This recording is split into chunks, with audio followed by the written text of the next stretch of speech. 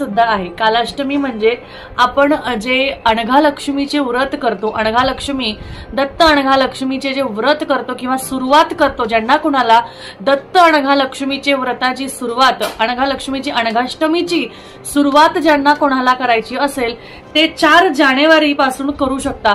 आता ज्यांना कोणाला इच्छा आहे की मला अनघाष्टमीचे व्रत करायचे आहे ते मार्गशीर्ष महिन्यात आणि माघ महिन्यात या दोनच महिन्यात करतात, शक्यतो मार्गशीर्ष महिन्यात करतात।